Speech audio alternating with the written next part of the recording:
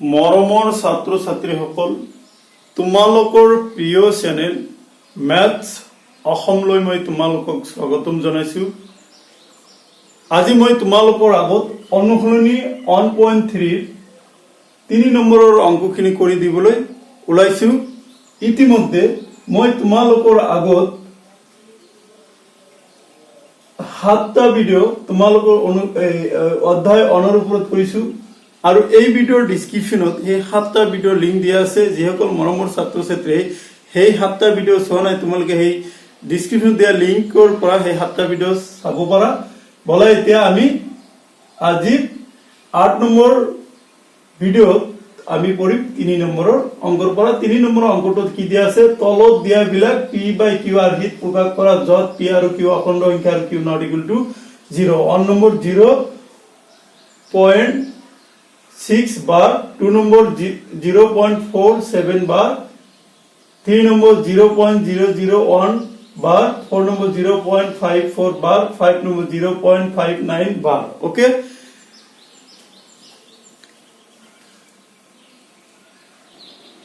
এতিয়া আমি 1 নম্বৰৰ অংকটোলৈ আহো। 1 নম্বৰৰ অংকটো কি আছে, 6 bar দিয়া আছে, 0.6 bar দিয়া আছে। ওকে, এইবিলাক হল পৌনঃপুনিক দশমিক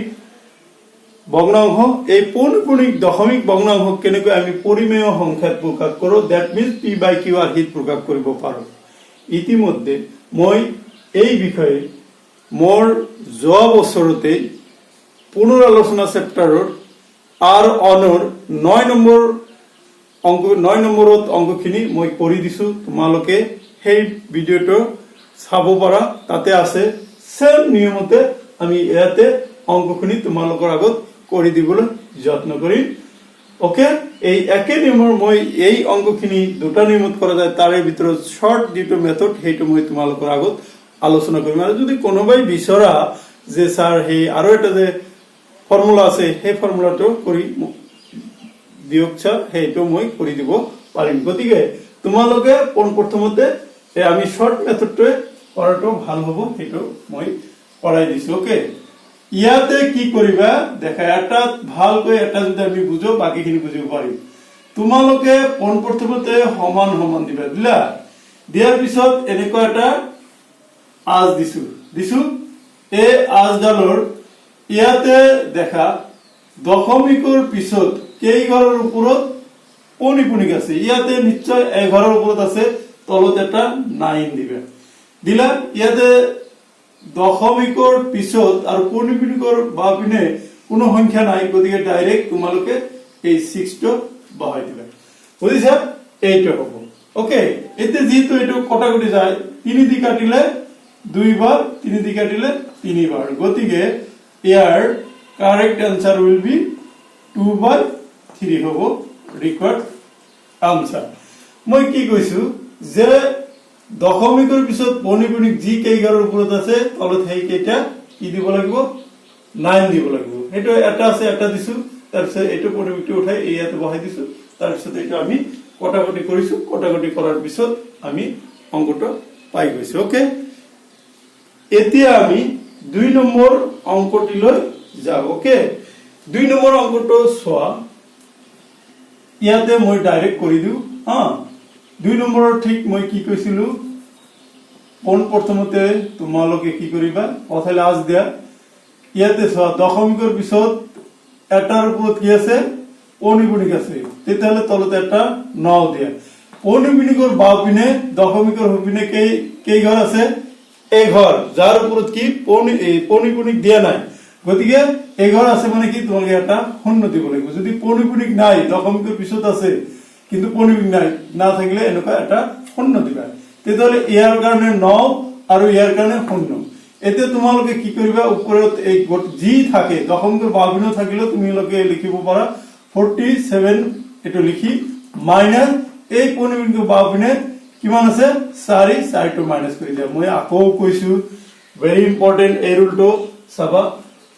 প্রথমতে প্রথমে আজডাল দিছো আমি। ওকে, ক্লিয়ার হৈছে?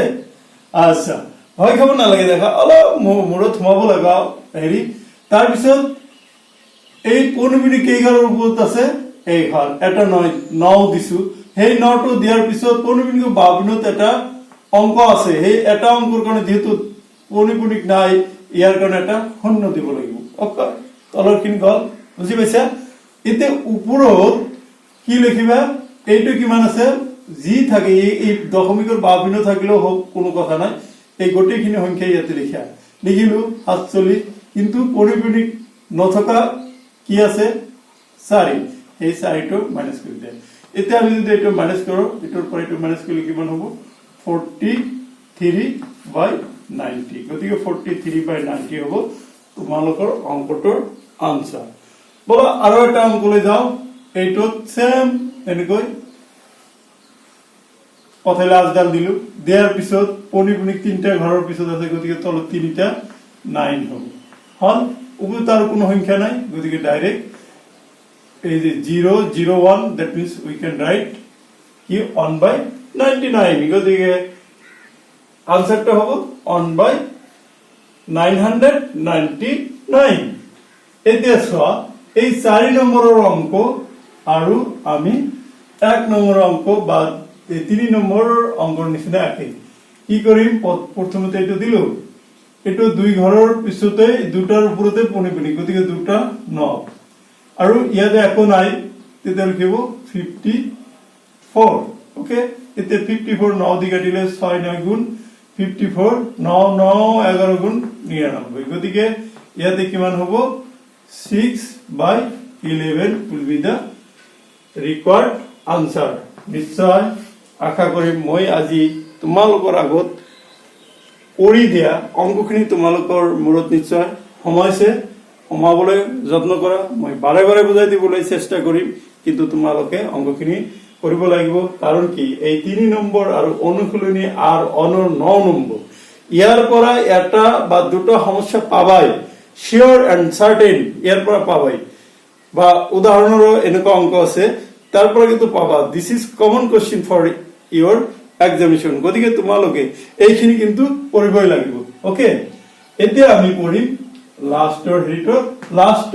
আৰু 2 নম্বৰটো একে আছে সোয়া ইয়াত আমি কি লিখিম আকৌ ভালকৈ সোয়া সমান সমান দি ইয়াত পৌনপুনিক বা বাৰ 11 ওপৰত আছে এটো 9 হ'ব কিন্তু ইয়াতে দশমিকৰ পিছত আছে কিন্তু পৌনপুনিক নাই শূন্য দিব লাগিব এতে কি এই পুৰাটো লিখিব লাগিব 59 লিখি মাইনাস যেহেতু ইয়াৰ ওপৰত পৌনপুনিক নাই এটো মাইনাস কৰি দিয়া 5 এতে ইয়াতে কিমান হ'ব 54/90 ওকে এটো 9 দি কাটিলে 9 10 গুণ 90 9 6 গুণ আকৌ আমি কি এটো কি হেৰে কাটো 2 দি কাটিলে কিমান হ'ব 3 বার এটো 2 দি কাটিলে 5 বার এসে ইয়াতে কিমান হলো হল 9 দি কাটিছো 6 9 গুণ কিমান 54 6 বার 9 10 গুণ এটো এতে আকৌ 6 2 দি কাটিলে 3 এটো হ'ব 10 5 গতিকে 3/5 হ'ব তোমালোকৰ ৰিকোয়াৰ্ড আনসাৰ ওকে গতিকে যিসকল মৰমৰ ছাত্ৰ ছাত্ৰীয়ে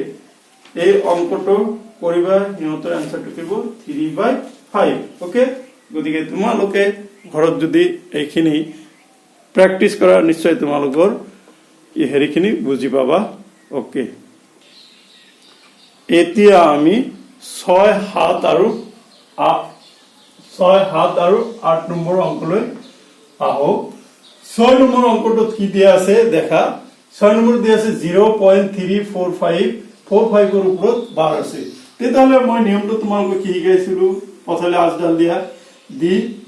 এটা দুটা আছে দুটা 9 লিখা লিখি ইয়াতে দশমিকৰ পিছত কিন্তু ইয়াতে সংখ্যাটো আছে গতিকে কিমান হ'ব 9 হ'ব ওকে 9 এর এই দুটা 9 এর পিছত এটা 0 হ'ব এতে কি লিখিব লাগিব পুরা সংখ্যাটো লিখা 345 লিখি মাইনাস এটো 3 বার নাই এটো মাইনাস কৰি দিয়া ওকে এটা আমি এটা এটো বিয়োগ কৰিলে কিমান পাবা বিয়োগ কৰিলে আমি 990 বিয়োগ করলে এটা কিমান হবো 42 342 হবো ওকে এতে আমি লঘিষ্ঠ আকারত প্রয়োগ করব 2 দি হরণ করলে এটা কি হবো 1 বার 14 7 বার 1 বার হল 2 দি করলে 4 দুগুণ 8 9 দুগুণ 18 5 দুগুণ 10 ইয়াতে 9 হল 9 9 এটা 3 দি যাব 3 দি করলে কি 3 5 গুণ 15 21 3 7 21 3 দি করলে 3 1 গুণ 3 এটা 19 হল 3 6 গুণ 18 15 হল 3 5 15 ইয়াতে কিমান হবো আকো এই দুটো যোগ করলে 12 এটাও হয় কিমান 12 গতিকে 3 দিয়ে আকো যাব 3 দিয়ে করলে কিমান হবো একবার 27 হল 3 9 গুণ 27 3 দিয়ে করলে কিমান হবো 3 5 15 3 5 15 3 5 গুণ 3 5 গুণ 15 গতিকে তোমালোকে কি লিখিবা যে এইটোৰ মই তোমালোকে তলত লিখিব লাগে লিখি দিবা 19/55 will be the answer okay কি হ'ব 19/55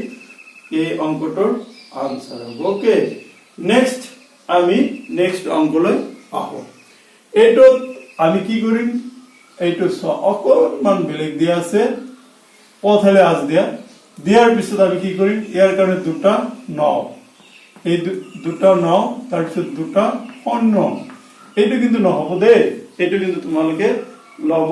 নোৱাৰিবা ওকে তাৰ পিছত নিয়মটো মই কি কৈছিলো গোটেইখিনি সংখ্যাটো লিখা 3 2 1 2 3 5 ওকে মাইনাস হ'ব কিমান এইখিনি হ'ব মাইনাস এইখিনি কি হ'ব 3 2 1 2 এইখিনি মাইনাস কৰি দিয়া মাইনাস কৰিলে কিমান হ'ব তলত হ'ব 9 9 0 0 ইয়াৰ পৰা এটো মাইনাস কৰা আমি 3 ইয়াতে কৰো 5 এৰ পৰা 2 গলে 3 ওকে তাৰ পিছত 3 এৰ পৰা 1 বিয়োগ কৰলে 2 ওকে তাৰ পিছত 2 এৰ পৰা 2 বিয়োগ কৰলে 0 তাৰ পিছত 1 এৰ পৰা 3 বিয়োগ না যায় 11 এৰ পৰা 3 বিয়োগ করলে 8 এটা হবো 1 3 গতিকে এটা যেহেতু কটাকটি না যায় so this will be the answer okay last অঙ্কটি লৈ আহা ইয়াতে আমি কি কৰিম এটো অলৰেডি তোমালোকক 2 নম্বৰ যেটো অঙ্ক কৰি দিছো হেনেকা কৰিবা এটো 9 0 হ'ব মানে এটোৰ কাৰণে 9 এটা দশমিকৰ মধ্যে একটা হেৰি আছে 0 গতিকে ইয়াতে কি লিখিম 37 minus 3 লিখিম okay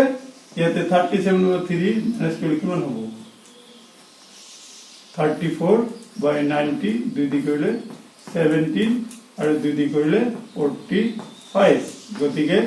17/45 will be the required answer okay so মৰমৰ ছাত্ৰ ছাত্ৰী সকল আশা কৰো মই আজি তোমালোকৰ আগত p/q আজি প্ৰকাশ কৰা অংকখিনি